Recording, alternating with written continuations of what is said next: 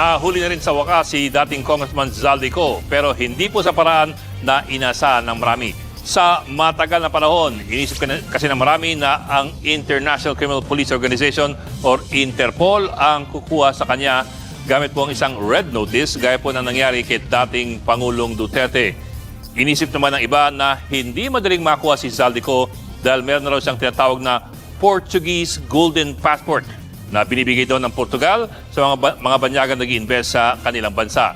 Kagabi, inanunsyo ng Pangulong Marcos na nahuli si Ko sa siyudad ng Prague, ang kabisera ng bansang Czech Republic o kung tawagin natin dati ay ang Czechoslovakia.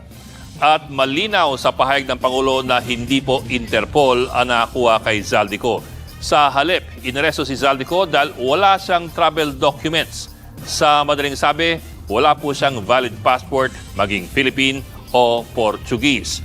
Ano palang nangyari sa mahiwagang Golden Passport na binigay daw ng Portugal?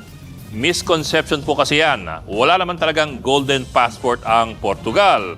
Ang meron po sila ay Golden Visa. Gaya po ng ilan pa mga EU countries, ang Portugal ay nagbibigay ng tinatawag niyang Residence Permit for Investment Activity or ARI permit sa mga piling foreign investors.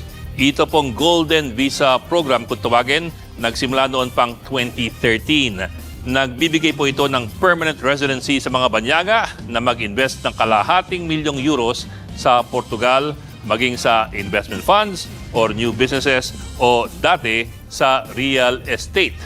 Magmula po noong 2013, 40,000 banyaga na ang nabigyan itong Portuguese Golden Visa. At kung meron ka nito, pwede kang mabuhay, magtrabaho o mag-aral sa Portugal. At pwede ka rin bumiyahe sa ibang bansa na kasama doon sa EU or European Union nang walang Schengen visa. Dahil nga, meron ka ng Portuguese Golden Visa at ang Portugal, siyempre, bahagi po ng EU.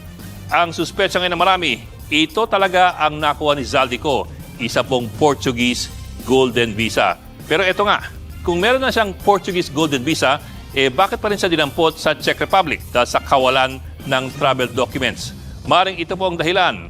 Ang anumang visa ay may visa lamang kung meron ka pang passport. Sa madaling salita, kahit isang katerba ang iyong visa, kung kanselado naman ang iyong passport, hindi ka rin makakausad. Sa kaso po ni Zaldico, ang kanyang Philippine passport kanselado na mula pa noong nakaraang Disyembre dahil sa kinakaharap niyang kaso ng korupsyon. Kung ganon, kahit may Portuguese Golden Visa siya, katumbas lamang po ito ng tanso kung walang kadikit na valid Philippine passport.